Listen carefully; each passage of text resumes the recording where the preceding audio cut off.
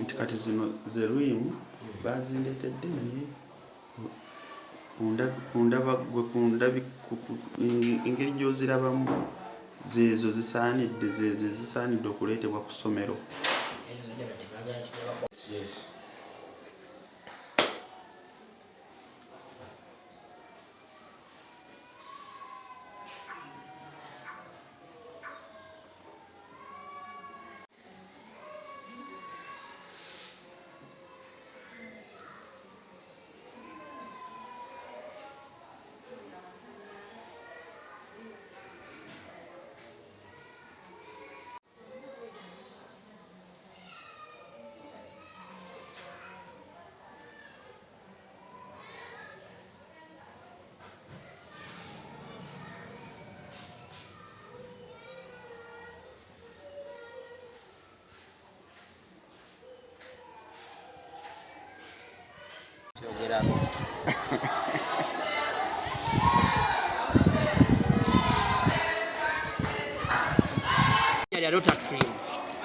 naye Riimu erina ennamba erina Ezitawera. Zino Riimu zisatu, zino Riimu bbiri. Naye Riimu essatu tezisobola kukola Riimu ebbiri entuufu.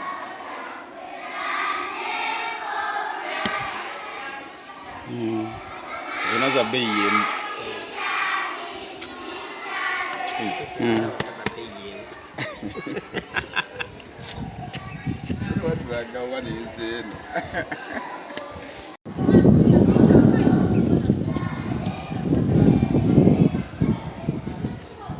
Eza mu Riimu emu ennamba entuufu mulimu buno bubiri, ajjamu buno bubiri n'empapula entonotono. Wansi waliwo amazzi ayo.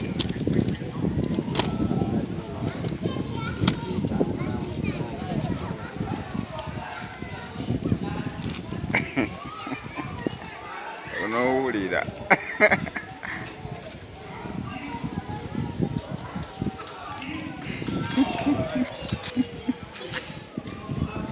Ziri ze bbiri entuufu, zino ssatu naye ate tezituuka na ku ziri ebbiri. Buno bubbi bwennyini.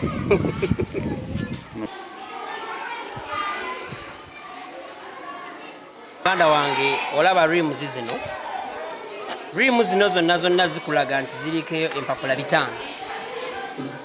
Naye ate kati singa nkugirayo Riimu, eno Riimu ogiraba ekulaga empapula 5. Ojjeyo ne Riimu eyandibadde entuufu size, naye ogiraba kampani y'emu Riimu empapula 5. Naye bw'oteeka Riimu eno bweti newe eno weeri, tunuulira ebbanga lino lyonna lyolaba. Riimu gye baguzizza omuzadde, zino Riimu bbiri oziraba. Omuzadde aleese Riimu emu bbiri n'ono Riimu bbiri naye tezenkana. Omuzadde bw'ayongerako Riimu endala ne Riimu Riimu 3 tezinnakola Riimu 2. Riimu zino 3 tezinnakola Riimu entuufu 2 era zikulaga zikyabulako empapula. Gwe batunda bagenda kutta erinnya lyabwe. Kampani za Riimu, kampani ezikola empapula nazo ndowooza zifeeyo okulaba nga zidduka, zirabe engeri gye zitaasataasaamu embeera eno, nti abakasitoma babe bakola ki, banyagibwa mu bintu ebitali bituufu. Katunulira lino linnya lya Riimu, naye Riimu erina ennamba erina Ezitawera. Zino Riimu 3, zino Riimu 2.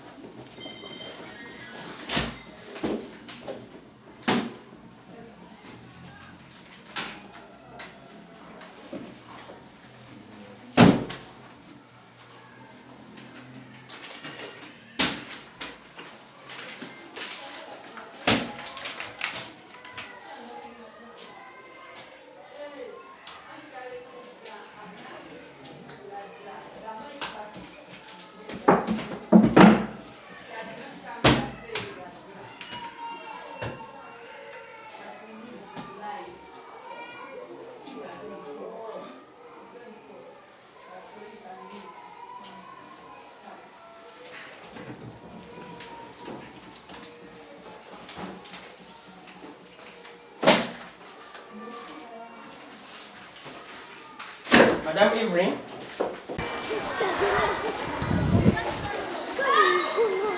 Amanya Salongo Mugisha Joseph nyo abantu bakyogeddeko ekyamasomero okubanga ebisale biri waggulu ate ya ne bongeza ne requirements. Ojja kweka amasomero agamu getulabye siri ne lyaffe erya PAL naye nga tulabye nti amasomero agasinga nti requirements zibona kusinga school fees. Yes, kituufu ekisinza okukozinga ebintu bino nga requirements okubeera nga ziri waggulu ez'amasomero. Beeyi y'ebintu yeekanamye.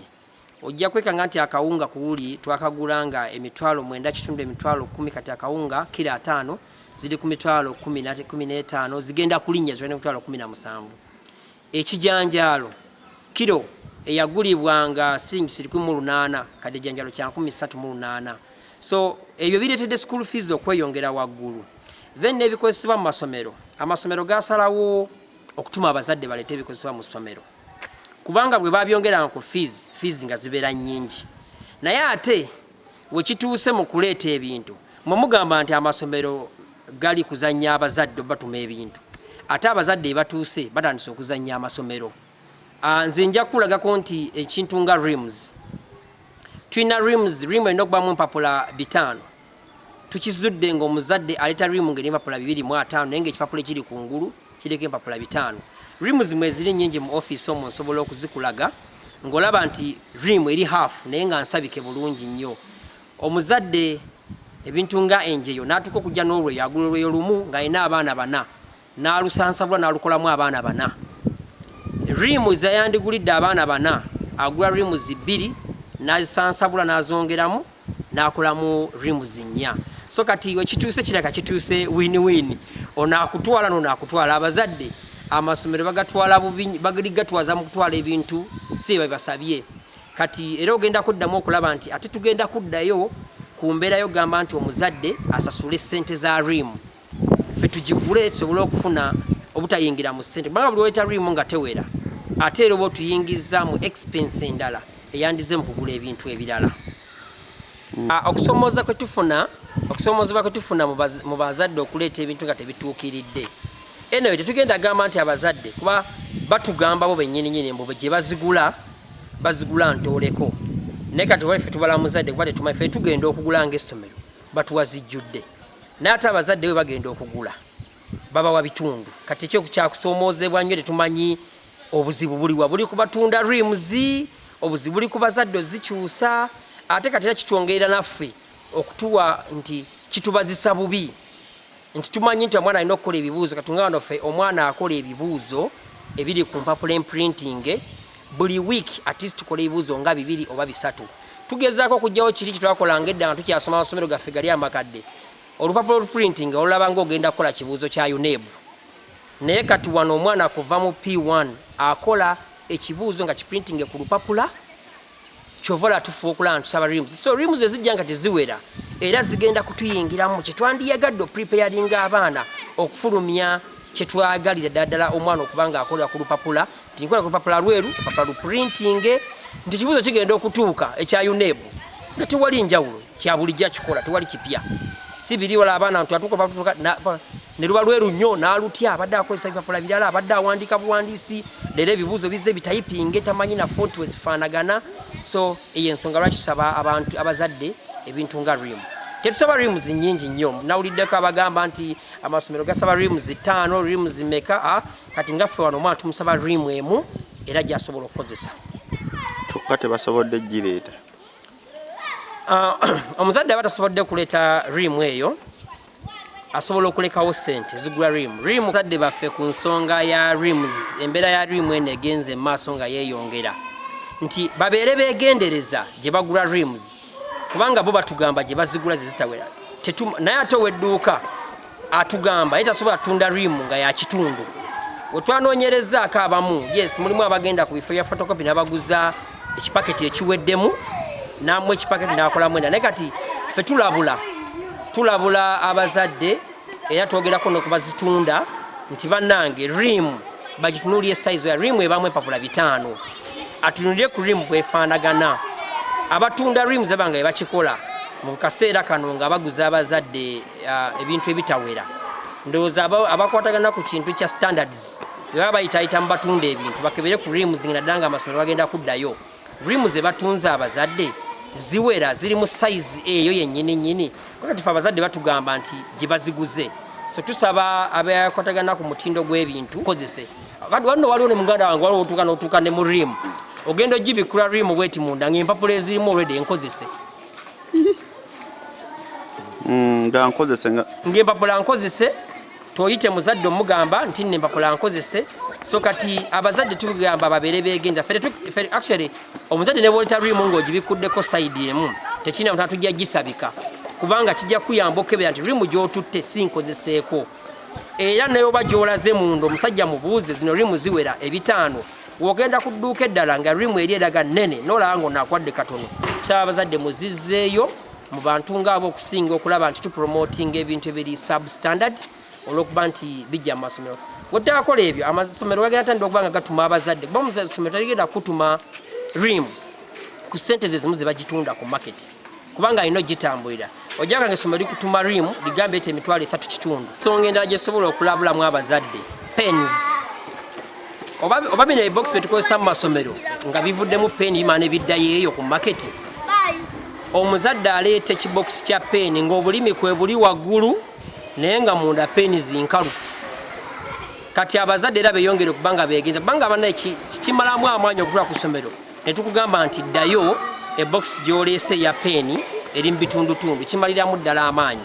So tugamba abazadde nti mufube okulaba nga mukebera ku requirements mutwala ku ssomero kuba bino bireese frustrations in schools. Omuzadde najja ne bamuzzaayo olwa peeni enkalu n'addayo avudde lugendo oba namugamba asasule abamu amasomero ga tegakkiriza kusasula. Weekanga omuntu ng'azzeeyo okugula obuguzi akabokisi ka peeni kubanga ke yaleese tekaliimu bulimi. So tusaba abazadde batunuulire ku mutindo gw'ebintu bye bagula bwe ziba peeni bazikebereko peeni mweziri kakati tuzidde nti kirabika mulimu abafere abalinda akaseera ka requirements beefunira abazadde mwattu babayise bubi. Taking anyone with house of coin, hands up. Taking anyone with house of coin? No. The moment to slap him.